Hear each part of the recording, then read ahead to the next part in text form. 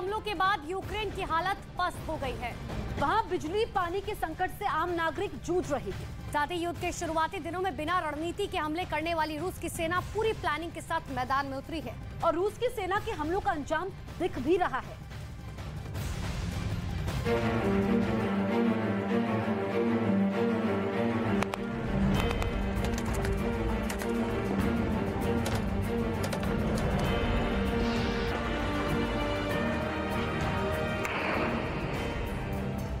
Zelensky और Putin दोनों ही इस वक्त जितना अटैकिंग मोड में दिख रहे हैं, आने वाली सर्दियां उनके मिजाज को भी ठंडा कर देने की क्षमता रखती हैं।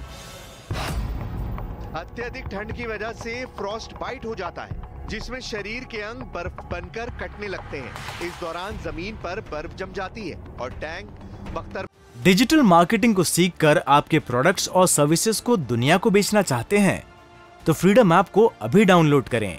डिजिटल मार्केटिंग का एक्सपर्ट बने। बंद गाड़ियों का ईंधन टंकी के भीतर ही जम जाता है। मतलब ठंड में सैनिकों के हाथ तो सिकुड़ेंगे ही, उनके हथियार भी बहुत कारगर नहीं रह पाएंगे। मोर्चे संभाले सैनिकों के सामने ठंड की सबसे बड़ी समस्या होगी खुद को वार्म रखने की। तब उन्हें गर्म कॉफी चाहिए, लेकिन रूस की सप्लाई लाइन का हाल है कि कर्च ब्रिज के टूटने से अभी चरमराई हुई है और सर्दी दस्तक दे चुकी है। हालांकि रूस के मुकाबले यूक्रेन की सेना तजुर्बे में और भी कमतर है।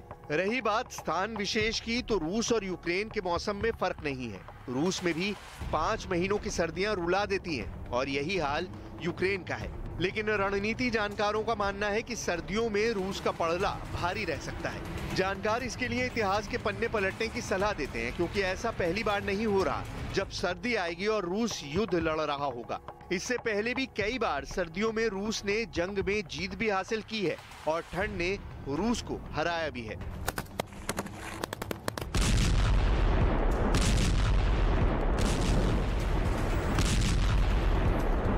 सर्दी रूस के लिए अभिशाप भी है और वरदान भी। 3 शताब्दियों में 3 बार दिमाग को सुन्न कर देने वाली ठंड ने रूस को बचाया है। 1709 में किंग्स चार्ल्स बारह ने एक बड़ी सेना के साथ रूस पर आक्रमण किया। इतिहासकार इसे द ग्रेट नॉर्दर्न वॉर के नाम से जानते हैं, जिसमें सर्दियों में स्वीडन की सेना को पूरी तरह से नष्ट कर दिया। 1812 में नेपोलियन के अधीन मजबूत फ्रांसीसी सेना को कठोर रूसी सर्दियों के कारण हार का सामना करना पड़ा। सैकड़ों हजारों सैनिक मारे गए और न सिर्फ ग्रैंड आर्मी नष्ट हुई, बल्कि नेपोलियन के यूरोप पर शासन करने के मंसूबे भी तार-तार हो गए। द्वितीय विश्व युद्ध के दौरान जून 1942 में जर्मन सेना ने जब रूस पर आक्रमण किया तो पहले साल रूसी सर्दी के कारण उनका पूरा लाव लश्कर बर्फ में जम गया। तीसरी सर्दी यानी 1942 के दिसंबर में जर्मन फौज को रूस से बेदखल कर दिया गया और रूस की लाल सेना ने युद्ध से पहले पोलैंड रूस सीमा को बहाल कर लिया। 1943 की सर्दी में जर्मन सेना को स्टालिनग्राद में रोककर नष्ट कर दिया गया।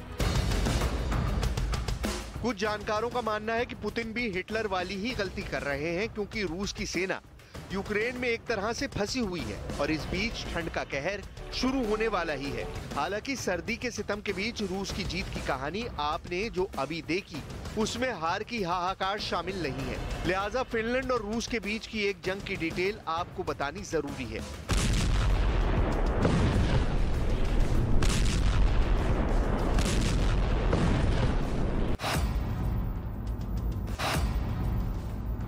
उन्नीस में द्वितीय विश्व युद्ध के दौरान सोवियत संघ को हिटलर के खिलाफ जर्मनी पर हमला करना था। रास्ता फिनलैंड से होकर जाता था।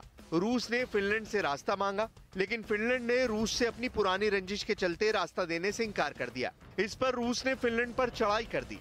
रूस की सेना की संख्या करीब 7,60,000 थी, वहीं फिनलैंड की आर्मी की संख्या सिर्फ 3,40,000 थी।